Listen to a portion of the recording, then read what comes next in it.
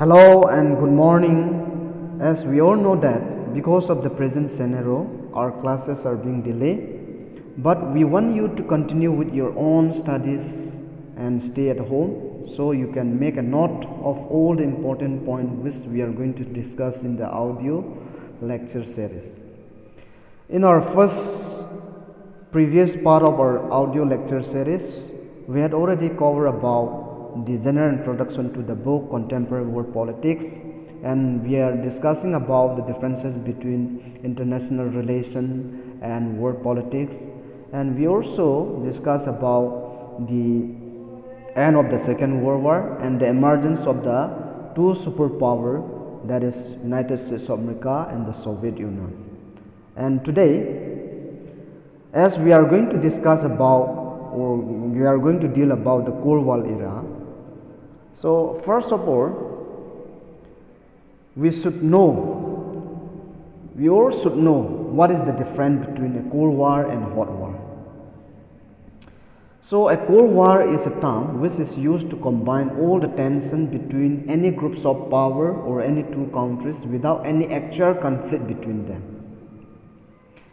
On the other hand, the hot wars or the real wars is the involving of sophisticated weapons and a real clash between any two groups of powers or countries. As we are dealing with Cold War era, so what led to the Cold War?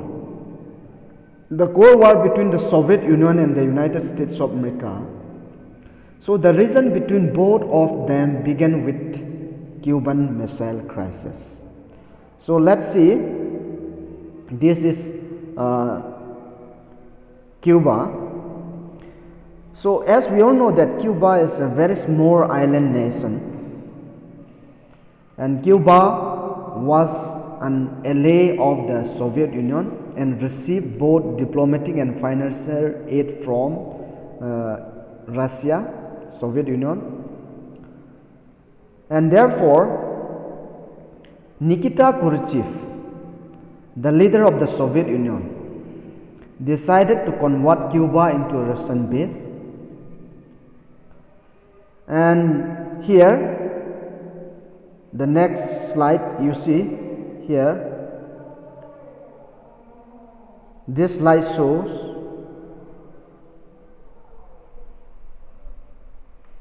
the ranks of missile under construction in Cuba. That means for the first time, the US was under fire from a very close range, and from a very close range, US can be attacked, and US can be missile can be fired from this Cuba by the Soviet Union to United States of America. So the installation of this weapon put United States of America mainlands which could be threatened by the USSR. And here Cuba in April 1961, the leader of this Union of Soviet Socialist Republic, that is USSR, worried about that United States of America would invade communist ruled Cuba and overthrow Fidel Castro, the president of the small island nations. So therefore,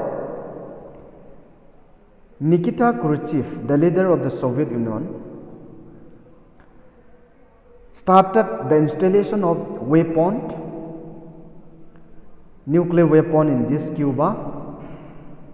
And then on the other side, after 3 weeks, the Soviet Union placed the nuclear weapon in Cuba.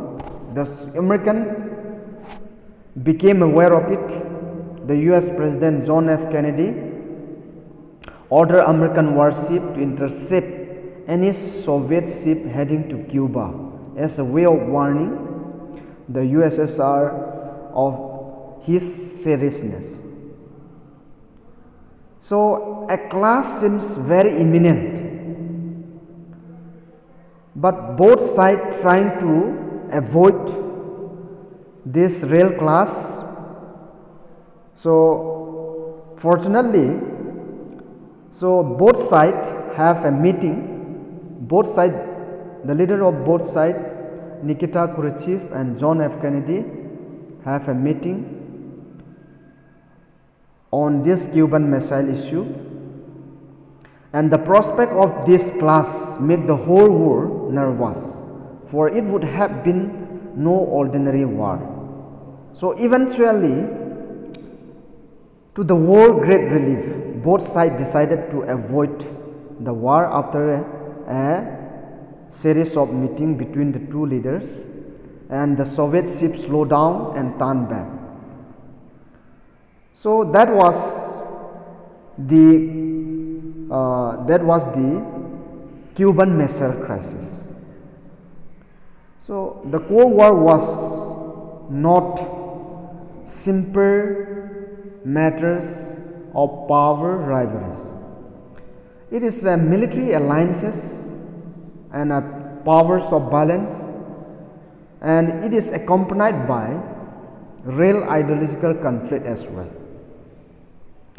At define over the base and the most appropriate way of organizing political, economic and social life all over the world. So the Western Alliance headed by the US represented the ideology of liberal democracy and the capitalism, while the Eastern Alliance headed by the Soviet Union was committed to the ideology of socialism and communism. So that is how the beginning of the Cold War era. The tension and the Cold War started between the two superpowers, that is the United States of America and the Soviet Union, USSR. So let us end our discussion for today. Have a great day.